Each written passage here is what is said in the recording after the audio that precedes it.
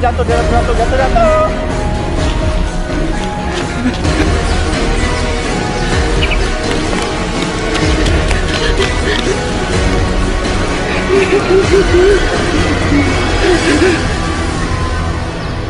Aku dah sesat tempat mana ni? Tidak. Ini tak mungkin berlaku.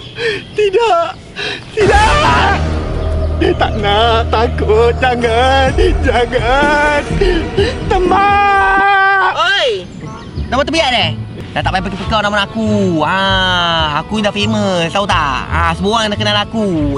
Sombong. Kenapa kau lambat? Perangai Melayu.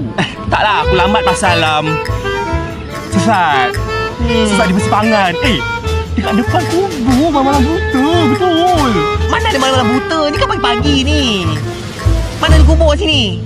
Kubur kau ada. Sekarang pagi, kenapa kau ajak aku datang sini pagi-pagi buta? Kan time tu aku dah bilang kau, aku nak ajak kau tengok wayang. Sambil berkilau ni nampak ni Ini yang fiesta macam-macam ada Singtel TV tu Yang 2 tahun lepas ada. Pandai pun kau. 2 tahun lepas tu cuma filem fiesta je. Ni macam-macam ada. Ada macam-macam gerai, ada barang-barang percuma. Kau suka kan? Suka tak suka barang free. Perangai parking mestilah. So kau boleh bertemu ramai dengan artis. Cakap pasal wayang ni, panggung dah mana? Belum siap. 11 April baru siap. 11 April bukan bulan depan ke? Yelah. Tapi kena book siang-siang lah tempat ni. Nanti ramai orang datang nanti. Aku nak pergi melepas kejap ada hajat nak panggil panggilan Nurani Kau duduk sekejap apa? Jangan kau balik rumah pula Takkan aku nak balik. Aku datang balik dan takut. Kau duduk situ Ya. Tak betul ni perempuan. Karnival bulan depan, bulan April. Dia suruh aku tunggu 1 bulan. Dia boleh lah.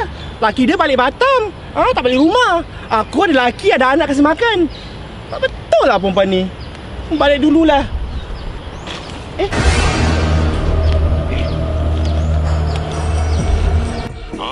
Nak pas-pas eksklusif fiesta macam-macam ada Singtel TV tak? Kalau nak, sila layan soalan ini. Cuba teka apa yang muda beda jumpa. A. Angkut tingkat. B. Bak-bak. C. Periuk nasi. D. Kerusi lipat. Apa lagi? Tulis jawapannya di ruang komen di bawah ini. 30 pemenang bertuah akan dihubungi pihak Singtel. Jomlah datang beramai-ramai ke fiesta macam-macam ada Singtel TV. Pada 11 April 2015, 2 petang sampai 10 malam di Fort Canning Green. Nak tahu artis mana yang datang ke acara ini? Nantikan video bahagian kedua akan datang.